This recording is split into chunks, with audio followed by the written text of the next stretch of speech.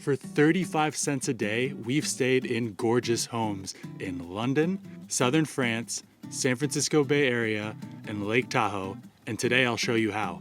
For the past 5 years, my wife and I have been pet sitting around the world, and in this video, I'm gonna teach you 3 things. Number 1, how easily you can find a home that needs a pet sitter. Number 2, why pet sitting is better than Airbnb. And number 3, my tips and tricks for you to land your first 5-star pet sit. So how do you get involved? It's actually really simple to become a pet sitter. You just join a service called Trusted House Sitters. I put a link in the description that will take you to the right place. Also, it'll let Trusted House Sitters know that we sent you, and you'll help our channel make more useful videos. What is Trusted House Sitters? It's a service that connects pet parents with pet sitters, just like Airbnb connects people with properties to people looking for a stay, except Trusted House Sitters has pet sitting at its core. So that brings us to number 2. Why is pet sitting better than an Airbnb or a hotel? Well, I think there are 2 major reasons. The first is Trusted House Sitters is much cheaper than if you were to spend money on a hotel or an Airbnb every time you traveled somewhere. So for pet sitters, there are 3 tiers of membership. The basic plan, which I have used and have really enjoyed, is $129 for the entire year. So that comes out to 35 cents a day.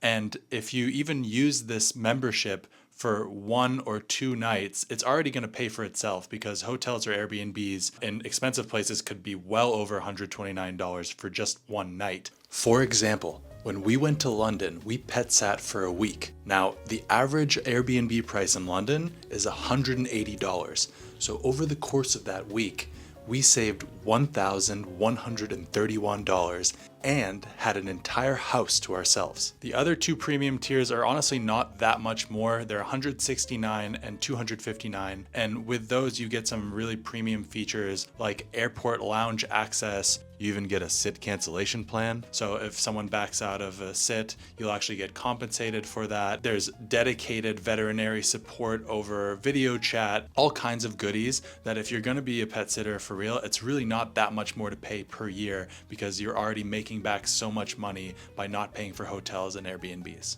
And the second reason, you're actually stepping into the lives of someone who lives in that area. And that both means that their home is equipped to actually really enjoy life in this new place. You're gonna meet someone who's a local who's gonna tell you all about what it's like to live there, maybe the great places to go eat or to take a hike, and you're gonna have a little fuzzy friend along the way. Just like when we pet sat for Millie and Pusscat in Provence for 2 weeks, and their pet parents told us about a new farmer's market in a different village every day of the week. Now on the pet parent side, memberships start at $149 a year. I know the average price to put a dog into a kennel for a week is around $150, but I know you're probably screaming at the TV right now saying that's way too low, depending on where you live. So I would say that if you know you're gonna travel for at least a week, it'll pay for itself, if not more. And at the same time, your pet will be able to stay at home where they're comfortable eating your food, and you're gonna have a much more one-on-one connection with that pet while you're gone. You can always go up in premium tiers as well. That includes a sit cancellation plan if a pet sitter can't show up, things like that.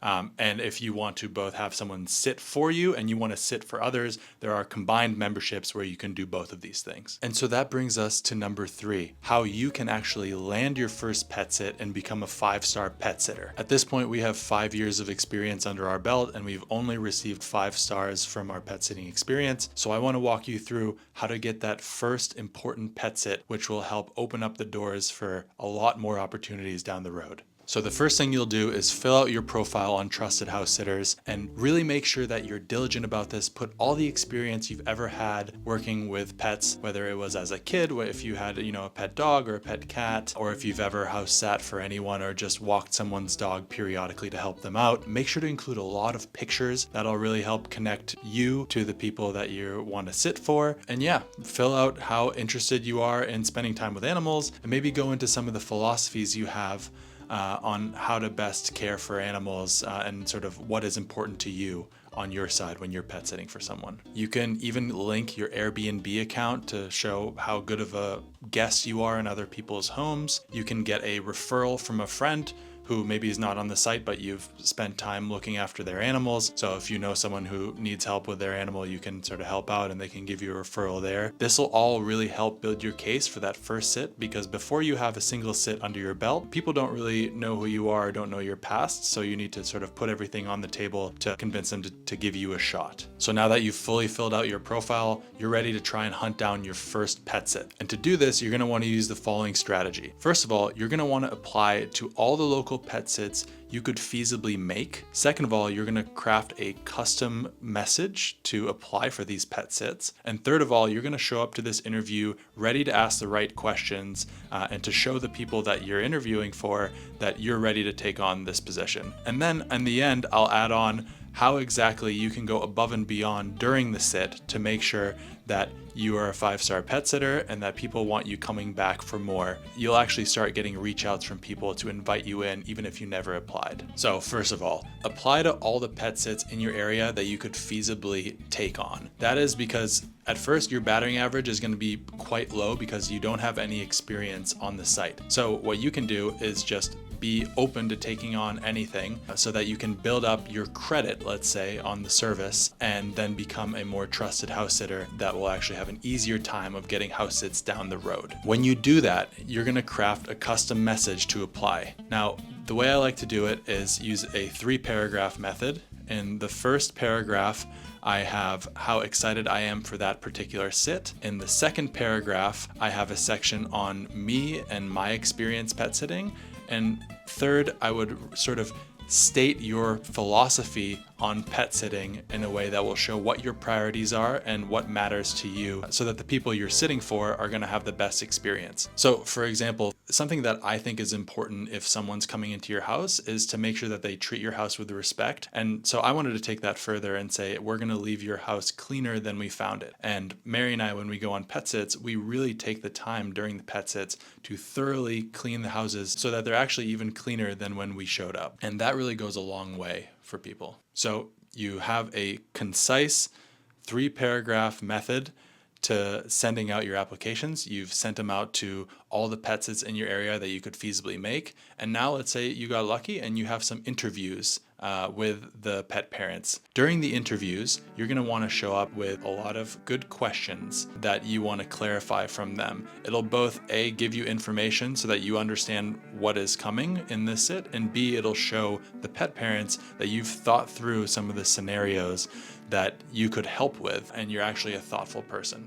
So some of the questions I like to ask are things like, does your pet have any triggers? Are there certain things that they react really poorly to so that you can avoid those things? Are the pets allowed in all the parts of the house? Maybe some dogs are not allowed on the sofa. There's really a spectrum in these kind of things. The third thing that's really important, how do you want me to communicate with you when I'm sitting for you? Some people, when they go on vacation, they don't want to hear a thing from you, and maybe you send them a picture of the dog once a week. Other people want to have more updates. So some people on a daily basis would like to see a picture of their pet and just hear how everything's going.